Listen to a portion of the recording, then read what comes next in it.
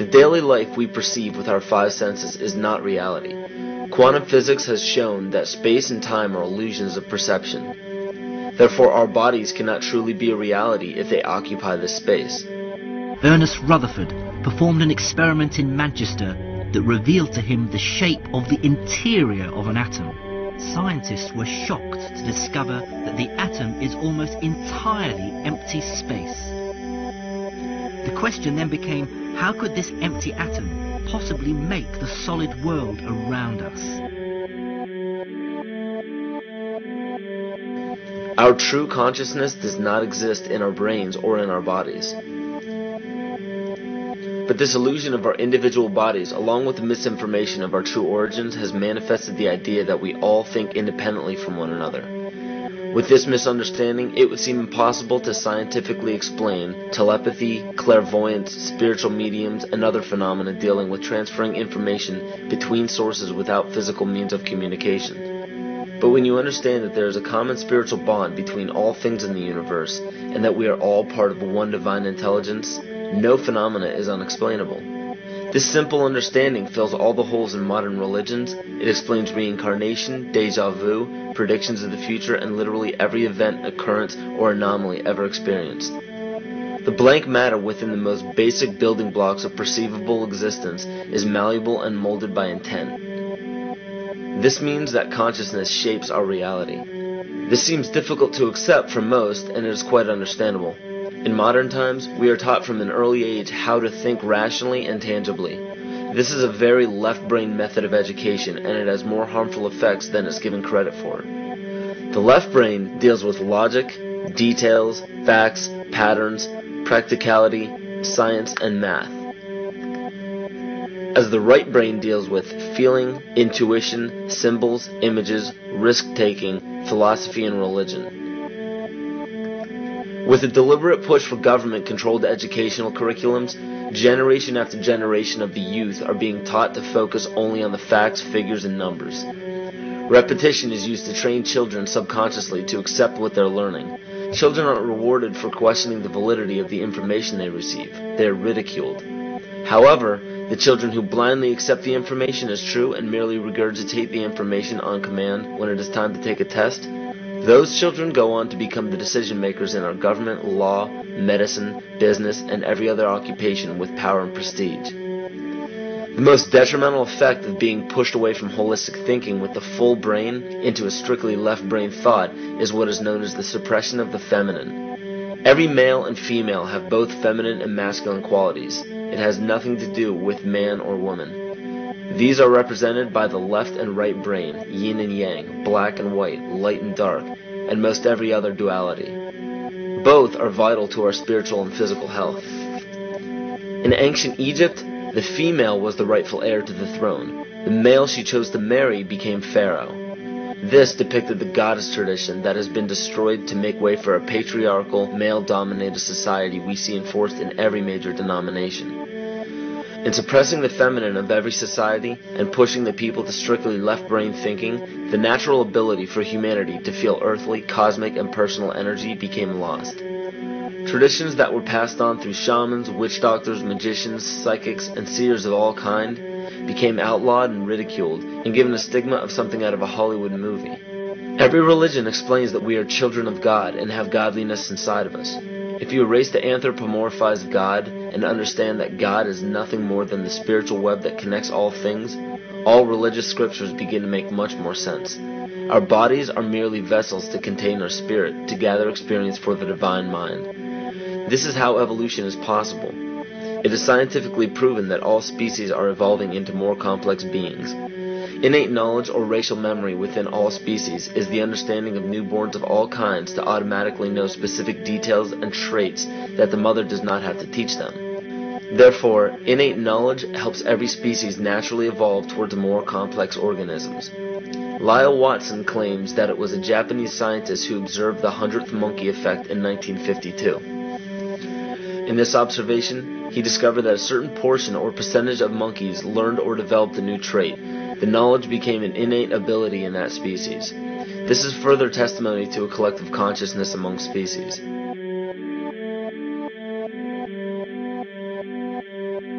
Everything in existence has a natural vibration to it, from our atoms all the way to the vastness of the universe. To show a simple connection between the earth and our bodies, take a look at our body's harmonic focal points, better known as our chakras. Just as there are harmonic focal points on the guitar string, there are locations within our body where our vibrations culminate. In Eastern philosophies, these 7 chakras are used to bring health and balance to the physical and spiritual body. Our Earth also has 7 chakra points at equally distant locations from one another. There is 1 chakra point on each continent. The root chakra is in Mount Shasta, California. The sexual chakra is in the Isle of Sun, Lake Titicaca in South America. The solar plexus chakra is in Uluru Kata Juta in Australia. The heart chakra is in Glastonbury or Shaftesbury, England. The throat chakra is where the Great Pyramids of Giza in Egypt are. The heart chakra is at Kuhe Malak Sia in Iran. And the crown chakra is at Mount Kailas in Tibet. Scientifically, this is explained because at the core of our Earth there is a molten iron crystal that resonates at approximately 7 Hz. There are energy vortexes all over the Earth where electromagnetic energy emanates. There are also several vile vortices surrounding the equator where strange anomalies occur, such as radio and compass malfunctions, as well as plane and ship disappearances. You may have heard of a few of these. So the intangible parts of our existence, such as emotions, are part of the true reality of higher consciousness. If emotions are part of a realm that we cannot experience with our 5 senses, then how is it that we are all aware of our emotions? What most people believe to be emotions are not truly the emotion itself. What we are experiencing is the physical manifestation of these emotions. Anger causes disturbance in the psyche, which manifests itself in the ego. These manifestations cause the heart rate to increase, body temperature to rise, and spawn many other physical traits that signify anger. Just as music from the radio is a physical manifestation of an intangible signal, our experience of emotion is the physical manifestation of an intangible signal as well. It has been shown that our emotions have a vibratory frequency to them. Furthermore, there are only 2 emotions that humankind experiences: fear and love. All other emotions branch either directly or indirectly from these 2 emotions. Fear has a long and slow frequency vibration to it, while love has a very rapid and high frequency. To show that vibration is the very foundation of existence, Hans Jenne developed what is known as cymatics in the 1940s to show that when vibrations of sound are passed through a form of media, there is a set pattern that will follow. When the frequency increases, the media develops into a more complex pattern. This is precisely what is happening to our Earth and to humanity. There are 64 possible codes of amino acids in our DNA structure made from 4 elements: carbon, oxygen, hydrogen, and nitrogen. By any means of logic, we should have all 64 codes activated within our DNA structure. Yet we presently only have 20 active codes. And of these 64 possibilities, it appears that only 20 of these codes are turned on right now for us, the 20 amino acids. There is a switch that turns off and turns on where those coding sites lie, and that the switch for that turning off and turning on is what we call emotion. And this is the first time that we've ever seen the patterns of emotion directly physically linked to human genetic material.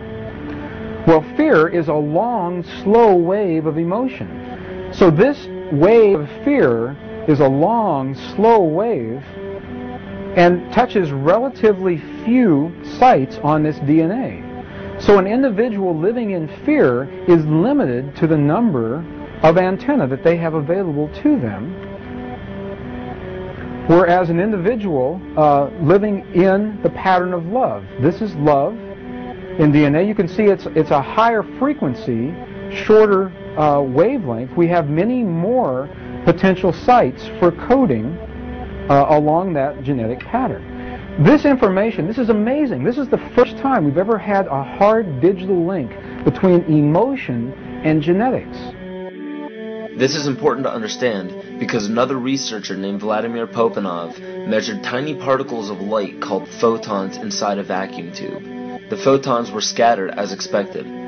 A sample of DNA was then entered into the vacuum tube and they measured the photons again. They found that the particles of light aligned themselves along the axis of the DNA. Then, as they removed the DNA sample, the photons remained aligned to the same form of the DNA, even though no DNA was present. This is what is known as the phantom DNA experiment. Science has now bridged a very important gap between physical and ethereal, or spiritual. Our emotions directly affect the structure of our DNA, which directly shapes the physical world we experience every day. So the messages left by the ancients that we've explained here were more than just prophecies about a one-world government or a new world order. We now understand why the study of the heavenly bodies were so important. The rotation and orbit of all that makes up our universe serves as a clock to map changes and transitions.